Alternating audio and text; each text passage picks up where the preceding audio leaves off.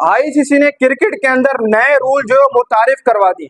अगर आप भी क्रिकेट मैच देख रहे होते हैं बैठकर तो आपको समझ नहीं आती है कि यार ये कौन सा रूल है और ये कब लागू हुआ, तो आप ये वीडियो देख लें, आपको समझ में आ जाएगा कि आईसीसी ने जो नए रूल मुतारिफ कराए वो कौन कौन से हैं और वो कैसे रूल जो है वो होंगे। इस वीडियो के अंदर आपको पूरी की पूरी डिटेल देंगे। सबसे पहले मैं आपको बता दूं, अब क्रिकेट जैसे तेज होती जा रही है उसी के साथ साथ आईसीसी नए कवानीन भी लाता जा रहा है क्रिकेट के अंदर, क्योंकि नए कवानीन आएंगे तो क्रिकेट और इंटरेस्टिंग होगी। बैटर्स के लिए मसाइल होंगे, बॉलर्स के लिए मसाइल होंगे, यानी कि टेंशन नहीं है जब नए कवानीन आते हैं। सबसे जो बड़ा रूल है, अब रूल की तरफ चलते हैं, कौन कौन से रूल है। जो सबसे बड़ा रूल है वो पहले हमने देखा था कि वाइड बॉल के अंदर हम देखते थे कि स्टॉप क्लॉक का रूल है, यानी कि 1 मिनट के अंदर अगला ओवर स्टार्ट करना पड़ता था फील्डिंग टीम को। लेकिन अब टेस्ट क्रिकेट के अंदर भी स्टॉप क्लॉक को लेकर जाया जा रहा है, वहां भी आपको स्टॉप क्लॉक देखने को मिलेगी। वहां पर भी फील्डर जो वो रुकेंगे नहीं कि यार अब किसको ओवर देना है किसको नहीं। ऐसे पहले होता था कि स्लो ओवर रेट हो जाता था, कोई मसला नहीं होता था, सब कुछ चलता रहता था। लेकिन अब टेस्ट क्रिकेट के अंदर भी 1 मिनट होगा अगला ओवर शुरू करने के लिए, यानी कि पहला ओवर फेंका जाता है, फिर उसके बाद 1 मिनट होगा फील्डिंग टीम के लिए कि वो 1 मिनट के अंदर अगला ओवर स्टार्ट करें। ऐसे 2 बार जो अंपायर, अगर ऐसे होता है 1 मिनट से ऊपर टाइम हो जाता है टेस्ट क्रिकेट के अंदर, तो अंपायर 2 दफा जो वो वार्निंग देगा, तीसरी दफा जो प्लेंटी जारी करेगा, वो प्लेंटी जारी करेगा, वो 5 रन की प्लेंटी होगी और ये प्लेंटी बैटिंग लाइन की तरफ जाएगी। तो सिंपल रूल है, ये तो पहले भी व्हाइट बॉल में चलता है, अब रेड बॉल में भी आ चुका है। यानी कि 3 बार जो वो, एक बार अगर कोई बॉलर कर देता है 1 मिनट से ऊपर फील्डिंग, टीम ओवर लगाने में देरी कर देती है तो कुछ नहीं होगा, दूसरी बार भी कुछ नहीं होगा, तीसरी बार अंपायर सीधा सीधा प्लेंटी दे देगा 5 रन की, और 5 रन की प्लेंटी बैटिंग लाइन के खाते में जाएगी।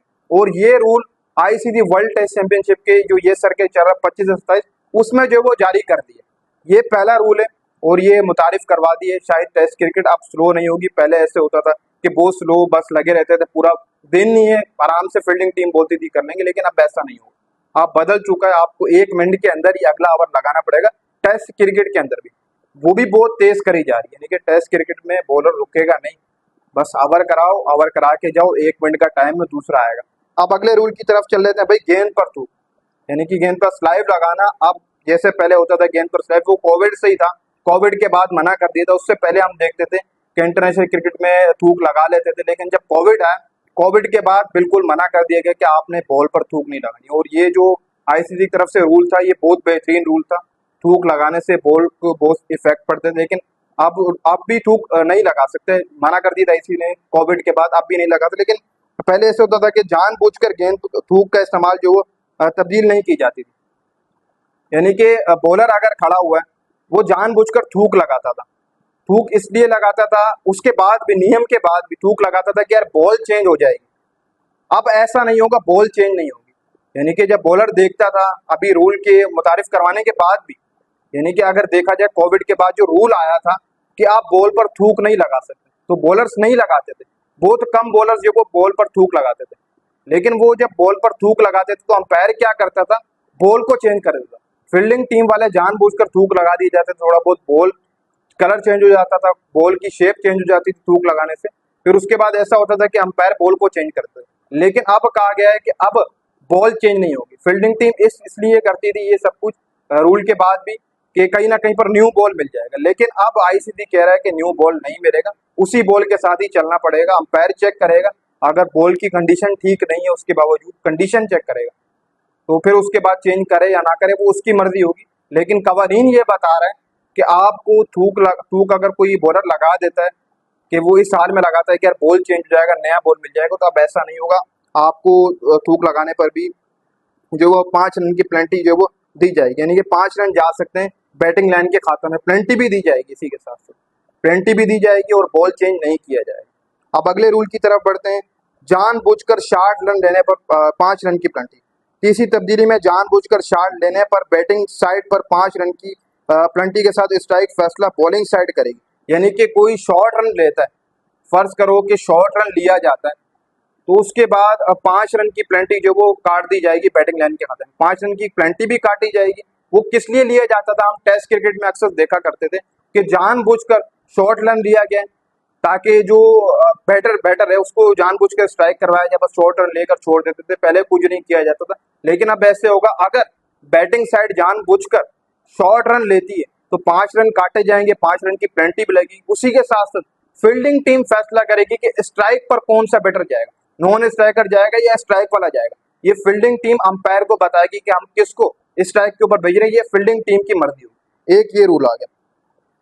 फेयर ऑफ कैच रिव्यू, यानी कि आईसीसी ने फेयर ऑफ कैच रिव्यू में तब्दीली कर दी। इस तब्दीली के जरिए अगर अंपायर कैच पकड़ने पर थोड़ा अंपायर नो बॉल के साथ चेक करेगा, यानी कि पहले ऐसे होता था कि फर्ज करें कोई बॉलर बॉल डालता है तो वो कैच हो जाता है, और अगर नो बॉल होती है तो पहले अंपायर नो बॉल चेक करता था, फिर उसके बाद ऐसा होता था वो कैच नहीं दिखाता था, यानी कि नो बॉल दिखा के भाई नो बॉल है तो बस उधर ही खत्म कर देता था उस रिव्यू को और नो बॉल करार देकर बैटर को खड़ा कर देता। लेकिन नहीं, अब ऐसा होगा, नो बॉल भी अगर होगी तो रिव्यू चेक किया जाएगा बॉलर फील्डर ने कैच लिया है या नहीं लिया, ये रूल भी। और ये अच्छा है।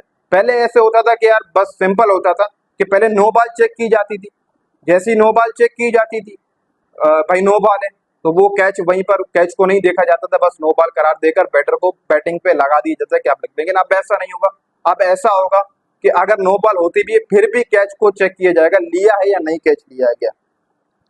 इसी के साथ साथ भाई साहब और भी नए कुछ रूल हैं। नए रूल के मुताबिक नो बॉल फेयर कैच सूरत में बैटिंग साइड को नो बॉल 1 रन मिलेगा, यानी कि फर्ज करो कि कोई कैच पकड़ भी लेता है इस जरिए में, इसी में ये रूल जो रखा गया, ये 7वें नंबर पर ही आता है, लेकिन इसमें ये रूल रखा गया कि फर्ज करो फिर कोई रनिंग करता है कैच, यानी कि किसी फील्डर ने कैच ले लिया और बैटर ने शॉट मारी, कैच चला गया तो वो रन लेता है, ठीक हो गया। उसमें ऐसा होगा कि पहले चेक किया जाएगा कि कैच लिया है नहीं, उसके दौरान अगर कैच का ऐसा होता है कि भाई कैच नहीं लिया गया तो आपको एक नो बॉल का रन मिलेगा, उसी के साथ साथ जितने आप रन लेंगे उतने ही जो वो एक आध रन जो वो आपको दी जाएंगे। ये रूल मुतारिफ कराएं। इसी के साथ साथ डोमेस्टिक क्रिकेट के अंदर भी एक रूल जो है मुतारिफ कर रहा है, वो ये है कि फर्ज करो कि डोमेस्टिक क्रिकेट में कोई इंजरी का शिकार हुआ तो आपको रिप्लेसमेंट आप ले सकते हैं, आपकी मर्जी, आप जब रिप्लेसमेंट ले लें।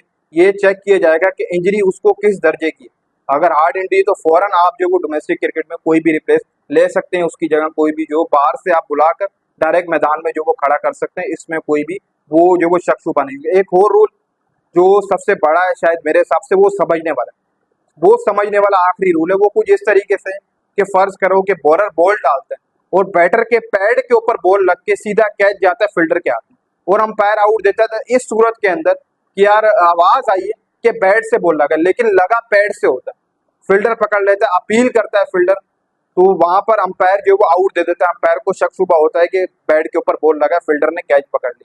फिर उस सूरत में थर्ड अंपायर के पास जब रिव्यू जाएगा तो थर्ड अंपायर चेक करेगा कि बैट के ऊपर पहले लगी है नहीं, अगर बैट के ऊपर नहीं लगी होगी, फील्डर ने कैच पकड़ा होगा, वो तो एक साइड होगा, लेकिन उसके बाद भी डीआरएस चेक किया जाएगा।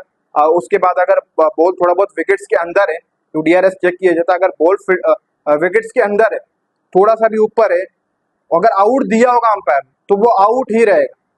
पैड पर चेक किया जाएगा, पैड पर जो लगी है बॉल वो कितनी ऊपर है, ज्यादा ऊपर होगी तो छोड़ दिया जाएगा, अगर कम ऊपर होगी तो ये कि अंपायर की तरफ से वही ओरिजिनल डिसीजन होगा, जो आउट होगा वो एलपीडब्ल्यू में तब्दील कर दी जाएगा, यानी कि कैच वाला को देखा जाएगा पहले कि यार कैच हुआ है या कैच तो कर लिया फील्डर ने, फिर उसके बाद ये देखा जाएगा बैट से लगी या पैड से, अगर पैड से लगी होगी, बैट से लगी होगी तो आउट दे दिया जाएगा, अगर पैड से लगी होगी तो फिर वो जो ओरिजिनल डिसीजन होगा अंपायर का जो आउट दिया होगा उसी के ऊपर जो वो डीआर